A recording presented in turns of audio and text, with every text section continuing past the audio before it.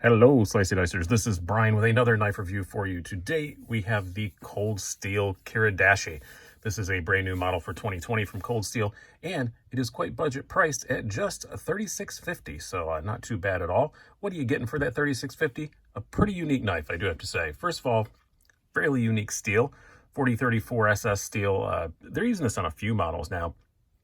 It's basically an equivalent to like 420 HC kind of steel you're going to see in a lot of bucks, a lot of Gerbers, stuff like that. A lot of traditionals use it. And, you know, it's cold steel, so I'm sure the heat treat's very good. We'll talk about that when we get to the blade. I've used this quite a bit, and it seems to be holding up pretty decent. That was one big question mark. You are getting Grivery scales with the ubiquitous triad lock, big old thumb studs, and, of course, as the name would indicate, that cool Kiridashi blade shape. Other than the steel, probably the most controversial feature on this is the pocket clip. As you can see, it is also Grivery. I have bent it as much as I dare to and way more than you would in normal practice, and it hasn't broken. I'm not going to say it looks that great. We'll talk more about that as we go on. But I did see Lynn Thompson say in an interview, if you break one, they'll replace it. So that's not really a huge concern, but it seems to be a lot tougher than I thought it was going to be honest with you. And this is another thing they are using on a couple different models this year. And it does have some ergonomic benefits, which we will get to shortly. But overall, a pretty cool knife. Let's do some specs and some size comparisons. We have, it's not a terribly big knife. We have an overall length of 6.5 inches, a blade length of 2.5 inches, blade thickness of just 0.11 inches, very, very thin for a cold steel. Handle thickness of 0.44 inches, and a weight of just 2.35 ounces. And yes, they get the golf clap, because that's what they claim, and that is precisely what it weighed. So right down to the 100th. I always like it when companies get that right. We're going to do quite a few size comparisons here because this is a brand new knife, and when it's a brand new knife, I like to do more than I usually do. So we will start out with our Benchmade sandwich this time. We have your 940, slightly different Benchmade sandwich than I usually do, and the full-size bug out. It happens to be the CF Elite version. You can see it's even smaller than that. And since I have it here, we'll throw in the mini bug out. Have it in here for an upcoming battle to the death. Yes, another one with a mini bug out, but it warrants two. And then I can dye it. So you see, it's more about mini bug out size than it is full bug out size. Now we'll bring out our usual Spyderco duo, the Spyderco PM2, and your Para 3. This is the lightweight, but they're all the same size. So again, pretty small knife. Now let's bring out some budgety stuff that is kind of more close to this knife's price range. You have, first up, we'll bring out the Steel Will Mini Modus.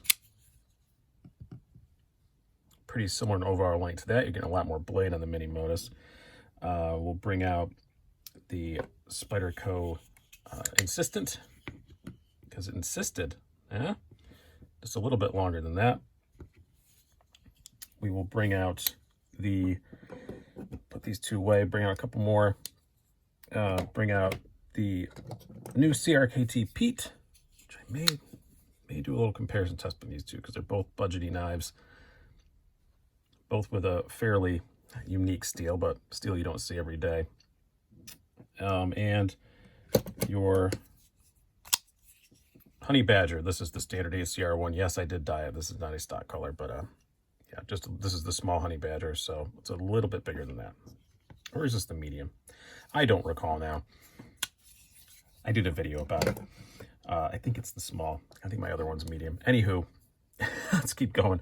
And now, lastly, and this is one, because this knife does remind me of this one in a lot of ways, the K-Bar Dozier, which is one of my absolute favorite, you know, throw it in a drawer kind of knives. This is a bit more expensive than a Dozier, but I could see this filling that same kind of spot in my life, so I wanted to make sure to get a little size comparison between those two. This is the thumb hole deployment one that I like better than the thumb stud one, but your mileage may vary. Okay, let's get into this knife. I said the 4034 SS steel. I've never experienced it before. I did do enough cardboard cutting on this to dull it enough that I had to strop it. It stropped right up super easy, and it held an edge for a more than acceptable amount of time. It's not mind-blowingly awesome steel, but you know what? I think for your daily kind of EDC tasks and stuff, it's going to be completely fine. And this Kiridashi blade shape is great for that kind of stuff, for opening boxes and all that. It's basically, you know, just a Warncliffe. I love Warnies for that kind of stuff, and I really do like that. It's pretty great. If I have one flaw with this blade, at the price, it's not the steel. I don't have a problem with the steel. It's these thumb studs are gigantic, and they are directly in the cutting path. That is slightly annoying, but the more I looked at it, I'm thinking, well, what could they have done differently to open it, other than making those thumb studs a little bit smaller? Not really much. You got to get the thing open somehow, and it is a small blade. Probably thumb studs were the best choice. I guess they could have done a hole, but then it wouldn't have been that true, you know, Kiridashi shape. So yeah, I guess I don't know what else they would do, but it is kind of annoying. They can be removed. And I guess you could just two-hand open it if you really want them out of the way. You can see they can be removed, but if you want to be able to one-hand open it, it's kind of all the option you got. So I do kind of get it, but it does get in the way for sure. Ergonomics on this thing are outstanding, and that is one of the things that Len Thompson talked about, why they're doing these plastic pocket clips on some, fancy plastic pocket clips on some of their knives, is because, you know, no hot spots. And it does have no hot spots. It is very comfortable in the hand. It almost feels like it doesn't have a pocket clip on it at all. And these Grivery handles, just the right amount of grip without tearing your pants up. And it, you know, puts the blade right where you want it. You don't have a flipper tab sticking down. You can, on the edge of something, you can really get down on the edge of like a counter or something and use the whole blade. Really nice. I really do like that. The ergos and these nice little thumb cutouts are just perfectly placed, or finger cutouts, I guess you should say, are perfectly placed for my hands anyway, making it even more comfortable. Just outstanding. And you can see your thumb wants to rest there on top of that blade, and it's not like chamfered, but it's pretty well rounded off. There's no sharp anything that your thumb's resting on. Really like it. And again, for just using fine little detail stuff or just cutting open a box, it's really good. The ergos just make it even better for that. As far as the carry goes, let's talk about that, because this weird clip. Bring out Ye Olde Wranglers Mark II. Slides in out of the pocket, super easy. As you can see, not deep carry, and that is not a pocket clip you're going to miss. On the other hand, it doesn't look like a knife. I think most people expect to see a piece of metal sticking out for a knife. It looks like, I don't know, some kind of other sort of tool. I don't really think it looks much like a knife in your pocket, so that's always good. It's very easy to get your hand past it. Again, it's very smooth on the outside. There's no flipper tab sticking out. Very easy to get your hand past, and it's very light, 2.35 ounces, so not bad at all. And I did refine this pocket clip quite a bit, more than I definitely would in daily use. Could you catch it on something as you're walking by and snap it off? Yeah, you probably could. But like I said, Cold Steel did say they're going to replace them if you do that. So hopefully that is true. I have no reason to think it wouldn't be. Cold Steel is usually pretty good about that kind of stuff. And again, I mean, I'm pulling in this thing enough to leave a dent in my thumb, and it's perfectly fine. So the tension on it is awesome. It's going to be one of those time will tell sort of things. I can't say definitively whether or not this pocket clip is a horrible idea, other than it looks horrible. I can say that definitively, but as far as how it's going to hold up, it's got to be a time will tell sort of thing. It really is. But it's definitely works ergonomically. It definitely works as far as getting the pocket clip in and out. I was worried about the tension on it. The tension on it's outstanding. So time will tell. And if people will accept it or not, we will see. Maybe there'll be a version that's come up with a metal pocket clip if the rest of the knife is popular. Maybe the other models too. I can't think there's at least one. Maybe there's two that are going to be using the same kind of pocket clip. I know there's a Folding Hunter or something like that that has, I'm probably getting the model name wrong, but that has one. It's like a camo knife. As far as the deployment goes, man, it's Cold Steel. You can flick it out. A little wrist definitely takes a little risk. You do have the triad lock, as you'd expect to see, so it's very solid lock. I don't flick it out that much using it. It will drop shut. Make sure you got your finger up there far, just like on all Cold Steels, because when they let go, and you're gonna cut yourself. So make sure you have your finger up here so that the unsharpened part of the blade hits it. Then you can just flick it back down the rest of the way. I mostly just slow roll it, and the thumb stud is placed perfectly for that.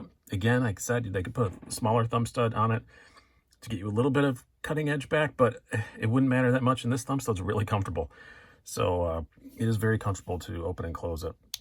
for sure. So what is my overall conclusion on this knife? I kind of like it a lot more than I thought I would, to be honest with you. I bought this at the same time I got my Cold Steel 4MAX Scout, and that was as kind of a curiosity, I guess, just to see what it was like. Didn't expect to like it very much. Thought I'd probably toss it in a giveaway or something, but a new model for 2020, I wanted to check it out, and it's impressed me more than that. It's not going to giveaway anytime soon. I want to spend some more time with it. I think I could do some more comparisons, some other stuff. This pocket clip is going to be super polarizing. I don't love it, but I don't hate it as much as I thought I would either. So, and $36, if that's the only reason you don't want to get it, that's fine. But it's also cheap enough that it may be worth trying out. It's actually kind of cool. And again, I don't know what role this is going to fill in my quote unquote collection. It may just be, you know, sitting in a drawer. It may be sitting in my car. I don't know. But I have enjoyed carrying it. It is comfortable. I like the blade shape. The steel seems to be fine with me for this price range. Cold Steel does such a good job in heat treat on everything that's kind of unsurprising. Oh, it does run on phosphor bronze washers. I didn't mention that in the deployment section. So it's, you know, people charge more for less is what I'm going to say. Is it a bargain at $36? No, probably not. But people charge more for less. And it is a Cold Steel. And it is a genuine Cold Steel. I thought it was going to feel kind of crappy and not like a real Cold Steel. But no, it does. It does feel like a real Cold Steel. You still have the triad lock, all that stuff. Super easy to take apart and put back together. Yeah. Check one out if you're remotely interested in it. At that price, if you're remotely interested, yeah, just go check one out. I've been Brian. Have a good one.